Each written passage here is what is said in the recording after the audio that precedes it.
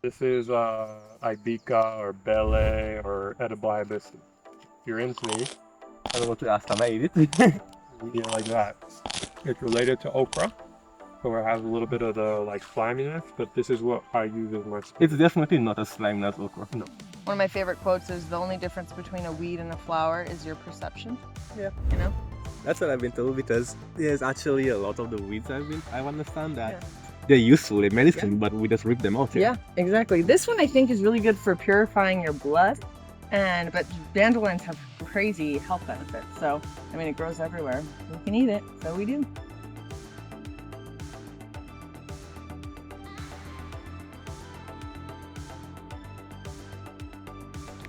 We sell to people, that care about food that doesn't have chemicals in it. And we sell everything donation based because we don't want to continue this trend of, clean food only being available to people by the money.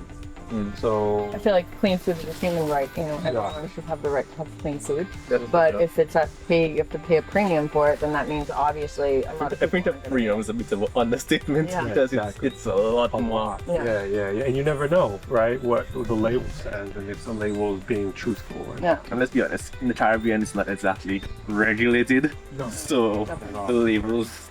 Exactly.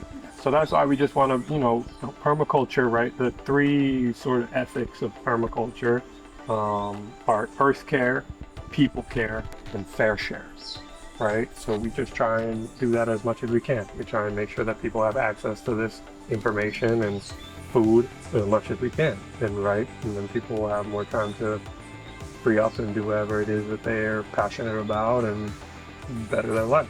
So do you normally sell in a location, or do you have to contact people to Contact right now. We do a lot. Like when people do farm tours, at the end, a lot of people always go home with like goodie bags full of stuff, and a lot of things people haven't tried before. So they'll walk around like, "Ooh, I want to take some of that home," So we do that, and then I teach yoga a few times a week. So whenever I go down, I always bring, yesterday I went down and I brought my car full of stuff, brought a bunch of spinach and things that people wanted, and I sell like that. Do you teach the yoga here, or I've taught yoga here before, but I teach usually in Picard, Portsmouth. Oh, the past one. I always thought that it's different in different parts of the island. When you say to down, I think of Roseau. Yeah. But for you, Everything is down. Everything is down for us. Yeah, for sure. Yeah. But we can keep walking. There's a nice passion fruit over here. This one is cool. It can dye food blue, like this electric blue. So you boil it and you make like a bush tea out of it or whatever. Anything, you boil it and that's how you take the color out.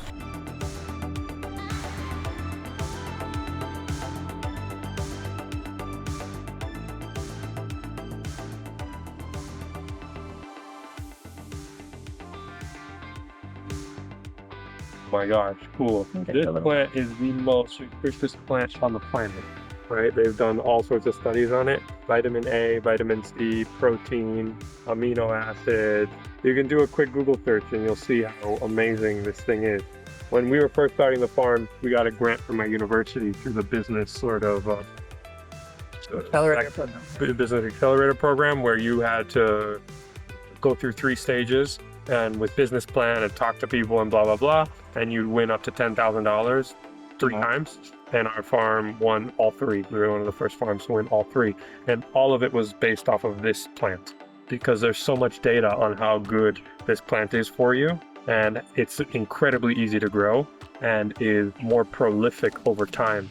So all of our sort of analytics and projections were based off of all the data that already exists and the demand that already exists for this. And a big reason too was right after the hurricane, when we came to Dominica, we realized that there was because all the fruit trees were stripped from the hurricane, obviously, there wasn't any fresh food, right? So it was a lot of rice and beans and things like that. But the great thing about moringa is it's a coppice tree, so you can cut it and it'll just keep shooting. So you cut it once and then 2 shoots out. You cut those 2, 4 shoots out. It just keeps expanding. And this has protein in it, has vitamin A, has vitamin C, every amino acid. So it's a super complete plant. So do you boil it? Yeah, so you can taste it just like this. This one's so they kind of taste nutty and spicy, I would say. So it kind of has a little bit, eat the leaf part. It's a bit nutty.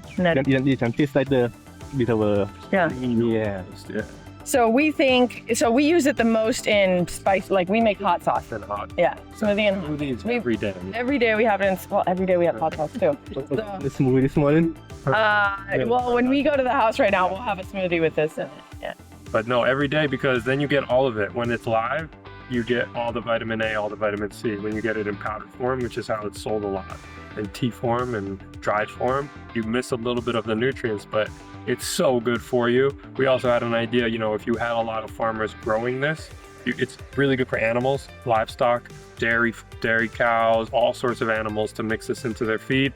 So if you had a network of farmers growing a lot of moringa, hey, you'd have a good source of income after a big thing, because you have something that you could sell very quickly. After you cut the moringa, it comes back within a few weeks, right? So by a month or two, you have enough that you could cut to ship out or sell or make a product out of. Or just eat yourself. Like I was saying, after the hurricane, a lot of people didn't have anything with vitamins in it, you know, it had no nutrients. So you can cut this before a hurricane and let it dry, and then you can eat it for months, years after. Like it doesn't go bad once it's dry. So it's a really wonderful plant that we use daily. They say that they did this study where they took moringa and they made a compost tea out of it. So like the most basic compost tea is you take a bunch of the leaves, you soak them in water for an extended period of time, right? Month, weeks, whatever you got time for. But then you strain that out and you spray it on your citrus or any fruit tree, anything like that. And they say that it increased the yield of that fruit tree up to 30%. Right, okay. So it was an incredible fertilizer opportunity there too. So very, very cool plant.